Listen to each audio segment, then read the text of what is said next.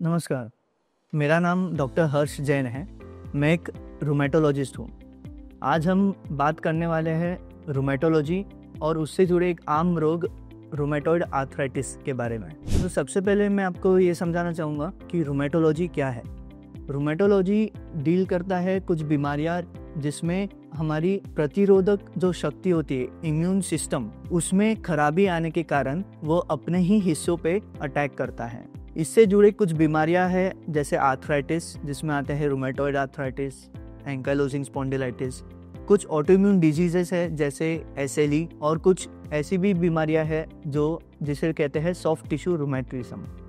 अब साधारण भाषा में अगर समझाना चाहूँ तो ऐसा कह सकते हैं दो मेन प्रकार के वात होते हैं। इसमें एक होता है जो सीमित वात बोल सकते हैं, जो एक जगह पे सीमित रहता है, जैसे सिर्फ घुटने के जगह पे सीमित है या सिर्फ कमर के एरिया में सीमित है। और दूसरा होता है जो रक्तवात कह सकते हैं, जिसमें रक्त में आपका वात का लेवल बढ़ जाता है। वैसे ही एक बीमारी जिसके बारे में आज हम बात करेंगे वो है रूमेटॉइड आर्थराइटिस। रूमेटॉइड आर्थराइटिस एक ऐसी बीमारी है जिसमें आपके ब्लड में, आपके रक्त में वात का लेवल एक लेवल से ऊपर चला जाता है। अब इसमें आपकी जो इम्यून सिस्टम है ये अपने ही हड्डियों पे, अपने ही जोड़ों पे अटैक करता है। इसके कारण जोड़ों में तकलीफ, दर्द, सूजन ये आ सकता है।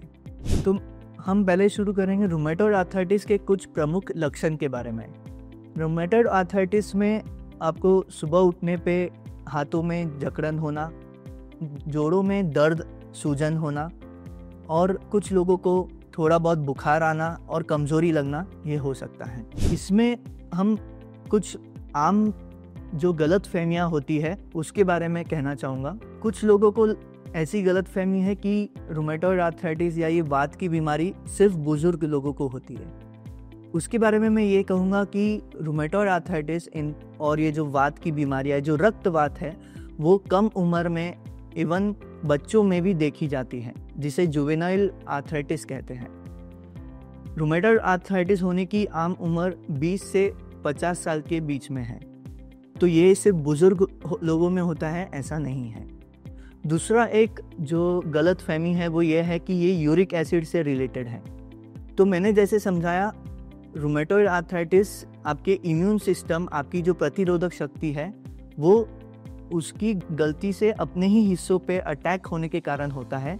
इसका यूरिक एसिड से कोई लेना देना नहीं है। तीसरी एक और गलतफहमी जो है कि इसमें जो दवाइयाँ हैं वो बहुत स्टेरॉइड का इस्तेमाल करता है, जिससे आपको आपके शरीर में बहुत साइड इफ़ेक्ट होते हैं, नुकसान होते हैं।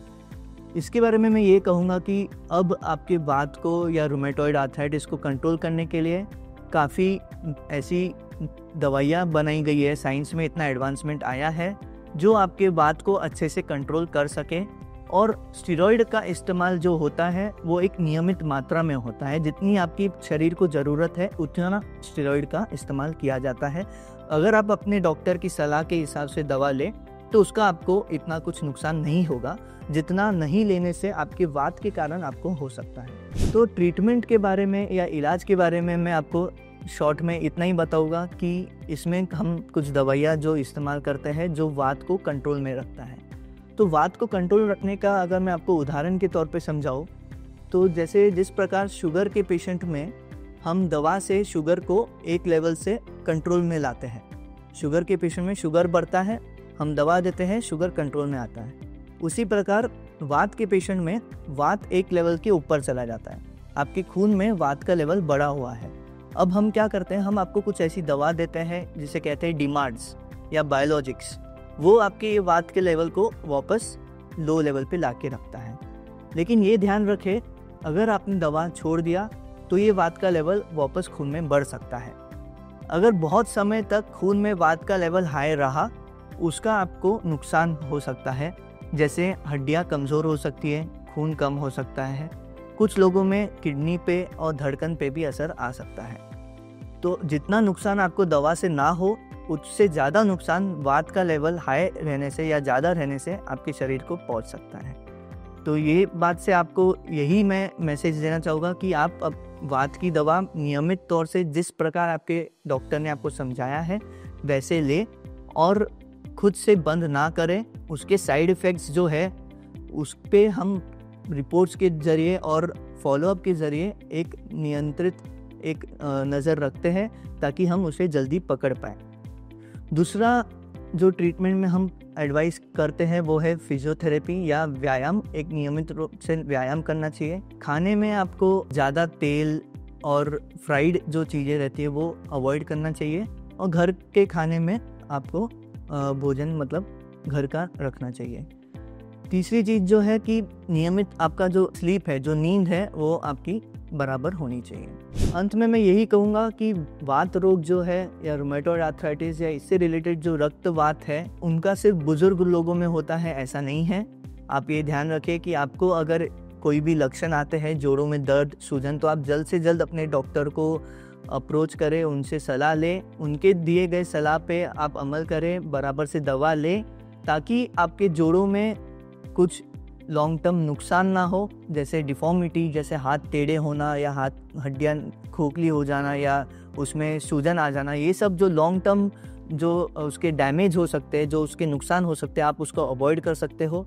आप डॉक्टरों के दिए गए सलाह पे अगर आप कंसिस्टेंट आप अगर अमल रहे तो आपको ये सब नुकसान नहीं होंगे। आप एक नॉर्मल जीवन जी पाएंगे बिना किसी नुकसान के और बात को कंट्रोल में रख पाएंगे। तो अपने बात रिलेटेड अगर आपको जो भी डाउट्स है, जो भी आपकी शंकाएं हैं, उसके लिए आप अपने करीबी रूमेटोलॉजिस्ट को या आप शालिनी ताई मेघे में हमें संपर्क कर सकते हैं। यहाँ हम डेली रूमेटोलॉजी ओपीडी सुबह 9 से दोपहर में 1 बजे तक सोमवार से शनिवार रखते हैं। आप कभी भी आके अपॉइंटमेंट या आप आपकी शंकाएं पूछ सकते हैं। धन्यवाद।